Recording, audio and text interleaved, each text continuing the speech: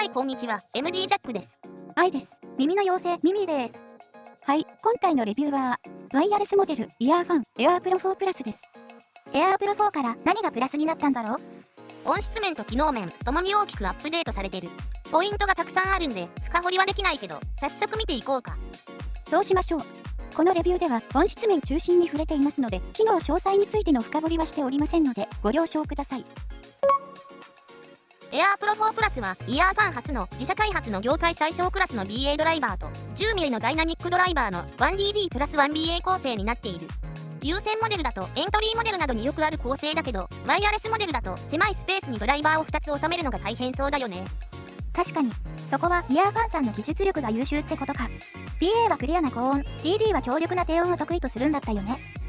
高性能な分、音の干渉などで音がごちゃごちゃになったりしそうですけど、どうなんでしょう？そこを解決したのがイヤーファン独自のオフアクシス配置音響構造 NSAA ナノサイドフィッティドアコースティックアーキテクチャを採用したことだね。異なる2種類のドライバー間で発生する磁気干渉を最小限に抑えるために11度の理想角度でオフアクシス配置を採用している。11度の角度、技術的なこだわりがすごいですね。エアープロ4プラスは配列認定済みで対応コーデックは上の通り。まあこの辺りはエアープロ4と同等だね。でもイヤーファン製品として初めて LDAC とマルチポイント接続の併用が可能になったの。それは待ってましただね。 LDAC 接続の時はマルチポイント接続はオフになりますっていう悲しい表示がなくなったのか。高音質のまま PC とスマホの切り替えがスムーズにできるのは嬉しいね。ノイキャンはイヤーファン独自の技術クワイエットスマート 3.0 で最大 50dB のノイズを低減します。アプリでノイキャンの効果の調整もできるので、シチュエーションに合わせて使い分けできるのがいいですよね。ノイキャンのノイズ低減の数値がだんだん上がってるね。それだけリスニングに集中できるってことだ。オーラキャストにも対応していますよ。オーラキャストはどんどん普及してほしいから、今から環境を整えておくのもいいよね。オーラキャストか。って何？あ、やっぱいいや、調べとく。動画での説明もいろいろあるからね。バッテリー持ちは上の通りですが、十分な性能と言えますよね。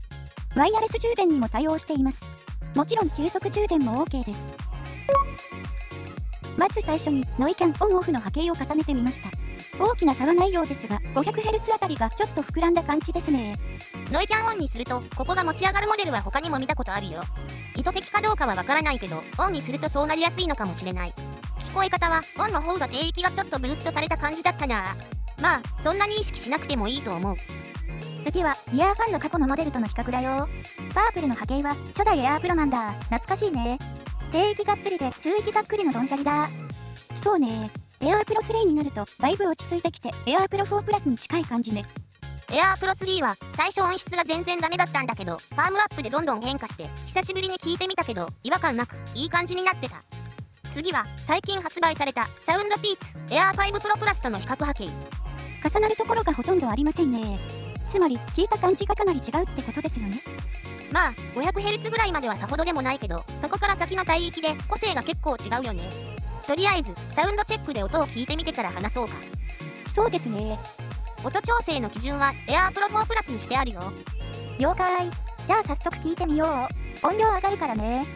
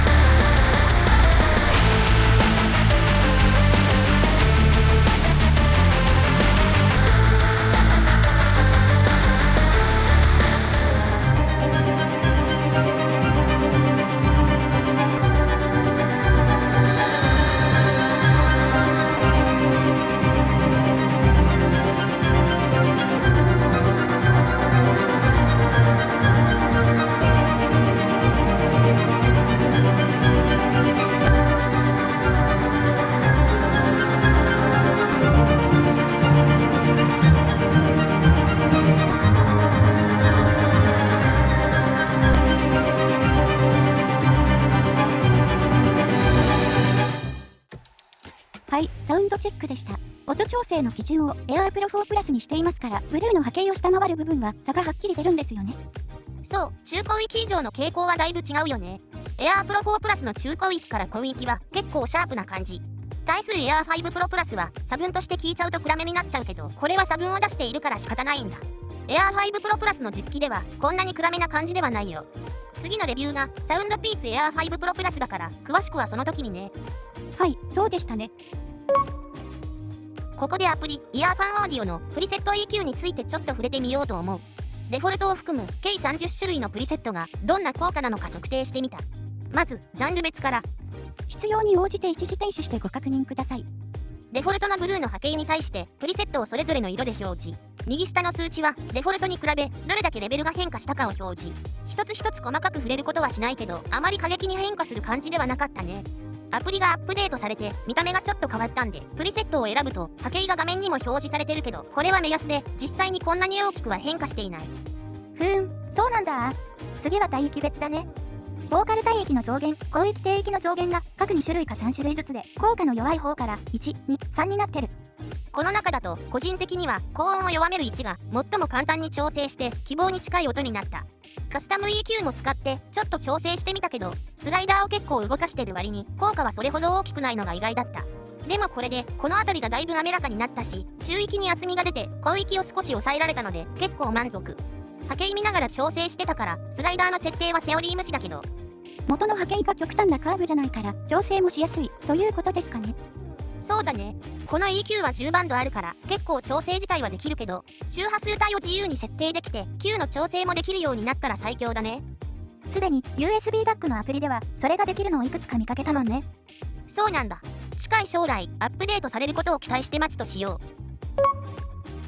う。AirPro 4 Plus を聞いた印象をまとめて。まず先に言ってしまうと AirPro 4 Plus はなかなか満足できる質感だったよ。波形自体は中域から中高域にかけてのこの辺りが優先モデルではあまり見られないカーブだったのが惜しいなとは思ったけどね。低域は量感があって高質さもあるので、バスドラのキックのアタックもしっかり感じ取れる。アタックがしっかりしてるとリズムが締まるよね。そう、低域から低中域も予想よりしっかり出ていた。確かにこの辺りまでは極端なカーブではありませんし、この形優先モデルでもよく見かけますよね。すると波形上ではここがちょっと残念な点ですかね。まあね。でもカスタム EQ である程度補正はできたから、そんなにネガティブに考えなくても良さそう。で、中高域から高域は優先モデルっぽいカーブで、ボーカルメロディー系は結構前に出てきましたね。そうだね。BA らしい鋭さで視察音はちょっと感じることもあったし、シンバル系もちょっと耳につくことはあった。でもさっき触れた通りプリセット EQ やカスタム EQ で調整できたからね。10キロ以上にもピークがあって、リバーブの残響とかも再現されやすいから、空間の広がり奥行きの深さもあって満足感は高い。通常価格が14,000円弱で、優先モデルではこの価格帯でこれ以上の音を出すモデルはあるけど、ワイヤレスならではのノイキャンを含む様々な高機能を考慮すると、音質と機能面でバランスの取れたコスパのいいモデルと言えるんじゃないかな。セールだと1万円に近い価格になることも多いし、最近ワイヤレスモデル買ってないからこれは買ってみようかな。買っといていいモデルだと思うよ。はい、ということでイヤーファン AirPro 4 Plus のレビューでした。じゃあまた次の動画で会おうね。バイバイ。ご視聴ありがとうございました。MD ジャックチャンネルはイヤホンレビューを音と波形た言葉で表現します。チャンネル登録お願いします。